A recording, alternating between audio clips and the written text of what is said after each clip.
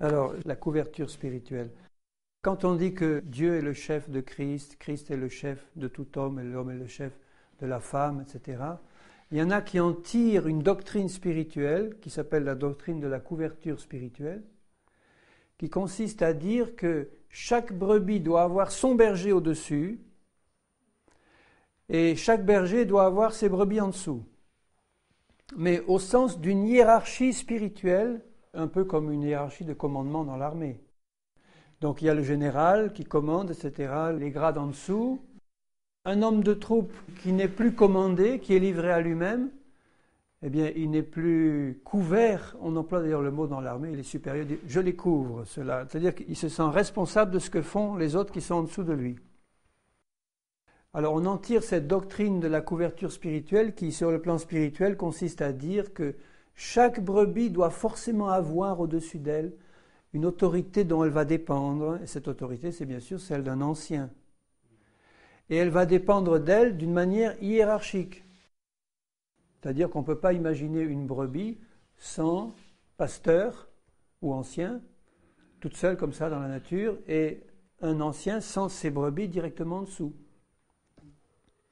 Et que si une brebis était en position solitaire, elle n'était plus couverte spirituellement par ce manteau protecteur de l'ancien qui est au-dessus, à ce moment-là, cette doctrine dit, cette brebis-là est en danger, elle peut même être perdue, parce qu'elle n'a pas cette couverture spirituelle qui la protège, la couverture spirituelle de l'ancien qui est au-dessus, du pasteur, du berger, enfin appelez-le comme ça.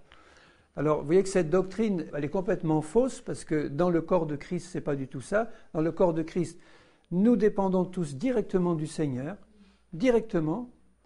La tête est reliée à toutes les cellules directement, et c'est l'ensemble des cellules qui est couverte par le Seigneur et par son sang. Notre couverture, c'est le sang de Christ. C'est l'Esprit du Seigneur qui repose sur nous et qui nous remplit.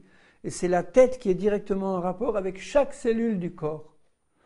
Et les anciens ne sont là, eux-mêmes étant cellules du corps. Un ancien, c'est une cellule comme les autres.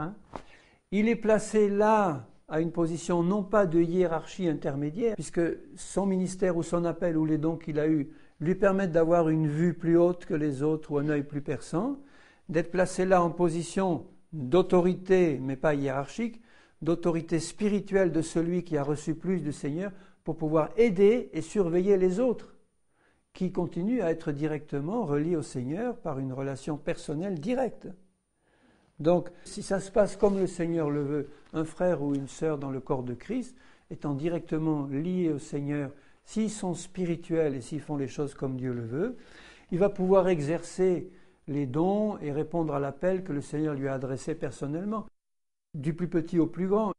Un exemple qu'on connaît bien, c'est celui de Paul au moment de sa conversion. Paul est directement appelé par Jésus sur le chemin de Damas. Et Paul est amené à Damas, et là, le Seigneur parle à un petit chrétien de rien du tout, qui s'appelait Ananias, dont on n'a jamais entendu parler après. C'était pas un ancien haut élevé, c'était pas un pasteur en vue, rien du tout. Un chrétien qui s'appelait Ananias. Jésus lui apparaît en lui disant, Ananias, va trouver Paul qui prie depuis 3 jours, impose-lui les mains pour qu'il soit guéri et qu'il soit rempli de l'Esprit. Donc vous avez un exemple là de la dépendance directe à la fois de celui qui allait devenir le grand apôtre Paul, directement en contact avec Dieu, et de ce petit Ananias là qui est utilisé directement par Dieu sans avoir besoin de demander la permission à quiconque pour aller s'occuper de cet apôtre, lui imposer les mains, etc.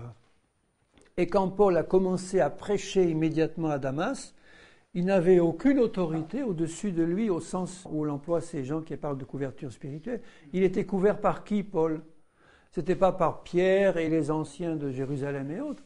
Il parle avec assurance, il prêche et on commence à le persécuter, il part dans un panier, etc. Et puis, des années après, il va trouver les autres apôtres qui normalement devraient être, selon cette fausse doctrine, sa couverture spirituelle, ça devrait être Pierre, Jean et les autres. Des années après, il va les trouver pour leur dire, voilà ce que je fais, et vous, qu'est-ce que vous faites ? Bon, voilà mes révélations que j'ai eues, contrôlées, elles sont bien bonnes. Ils se sont donné la main d'association et ils sont partis. Donc, ils étaient tout à fait autonomes et indépendants, mais pas libres de faire ce qu'ils veulent. Ils dépendaient chacun du Seigneur. Alors rejetons cette doctrine, c'est une fausse doctrine qui amène les gens à la servitude spirituelle. Parce que la conséquence pratique, c'est un système hiérarchisé à l'image de celui de l'Église catholique romaine. Vous avez le pape en haut et en dessous de lui une hiérarchie très précise de soumission parfaite à chaque niveau. Et ça ne peut fonctionner que comme ça d'ailleurs. Sinon, si à chaque niveau de cette pyramide, chacun fonctionnait librement, elle s'écroulerait. Donc ça implique, cette fausse doctrine, la constitution progressive d'une hiérarchie qui met en place un système humain qui n'a plus rien à voir avec le système du Seigneur. Et alors finalement, puisqu'il faut qu'il y en ait toujours un qui est au-dessus de moi pour me couvrir, au bout du compte, il y en a un qui va être le chef de tous, et celui-là, il va être couvert par qui? Alors ça aboutit soit à la constitution d'une hiérarchie où tu as le sommet qui, lui, va dépendre directement du Seigneur, comme je le connais dans certaines sectes chrétiennes. Il a dit, bon, celui-là, c'est loin de l'Éternel, il a la pensée du Seigneur, et nous, on suit. Mais tu vois où ça peut mener. Moi, j'avais posé la question à l'un de ses suiveurs qui avait une position importante. Je lui ai dit, mais toi, mon frère, si ton chef, là, ton grand pasteur, au qui tu es soumis comme ça, corps et âme, s'il commence à dérailler, qu'est-ce que tu vas faire? La question ne t'est même pas venue à l'idée. Mais c'est pas possible qu'il déraille puisqu'il est loin de l'Éternel. J'ai dit, mais quand même, il peut dérailler, c'est un homme, il n'est pas infaillible. Imagine le cas où ça peut arriver. Après l'avoir bien poussé, il a fini par me dire, oui, mais si jamais par extraordinaire ça arrivait, bon, là, je m'en rendrai compte, évidemment, et je partirai. Il avait tellement peu imaginé la chose que ça lui venait même pas à l'idée. Et en fait, maintenant, c'est une vraie secte, cette histoire-là. C'est une secte où il y a un homme qui dirige, puis les autres suivent aveuglément. Alors ça aboutit soit à ça, soit à un système hybride. J'ai connu le cas d'un groupe où ils étaient tous hiérarchisés comme ça les uns avec les autres. Chacun avait son berger. Chaque chrétien avait au-dessus de lui quelqu'un qui le contrôlait ou qui s'occupait de lui. Et puis, ça aboutissait à 3 anciens en haut, tout en fait en haut. Alors, ils n'avaient pas osé en mettre qu'un, ils en avaient mis 3. Et puis, ils s'étaient fait dépendants les uns. Alors, il y avait l'ancien A qui dépendait de B, B dépendait de C, et C dépendait de A. Enfin, ça ne pouvait pas marcher.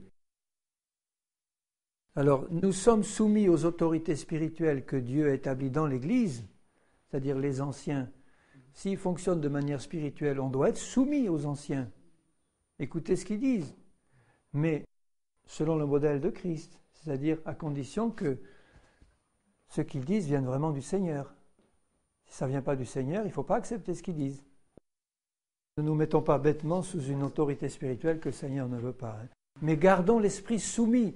C'est-à-dire que si le Seigneur met devant nous une véritable autorité spirituelle qui vient de Dieu, elle ne va pas se manifester dans la violence et dans la force, mais le Seigneur donnera à ses brebis, par l'esprit qui est en elles, le discernement pour dire oui, ça, je reconnais que ça vient de Dieu, je me soumets, pas à un homme, mais à ce qu'il me dit de la part de Dieu. C'est tout à fait différent. Et cet homme-là ne sera jamais un dominateur, jamais. Il ne faut jamais considérer que ce que dit quelqu'un est parole d'évangile. Quelle que soit notre position, et le maximum de la soumission, c'est au Seigneur. Donc, mon attitude de cœur, ça va être l'humilité, la soumission, mais je vais soigneusement contrôler ce qu'on me dit. Sans me rebeller, sans me révolter, mais dire non, ça ne vient pas de Dieu. Alléluia. Seigneur, ma prière, c'est que tu nous donnes à tous des idées vraiment claires, Seigneur. Il y a des points qui sont souvent difficiles à comprendre, mais Seigneur, je compte sur ton esprit pour que tu nous donnes à tous des idées claires, que tu nous dégages de tous les pièges de l'ennemi, des fausses attitudes, Seigneur, des mensonges où l'ennemi nous a placés bien souvent.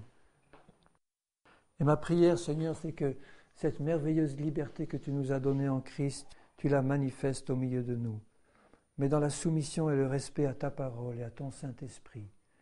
Seigneur, fais-nous pleinement rentrer dans les appels, les dons, les positions que tu as prévues pour nous dans le corps de Christ, Seigneur, et donne-nous d'être remplis de l'Esprit de Christ. Nous tous, Seigneur, qui sommes devant toi, que nous soyons pleins de l'Esprit de Christ pour te glorifier. Au nom de Jésus, je t'en remercie, Seigneur. Amen.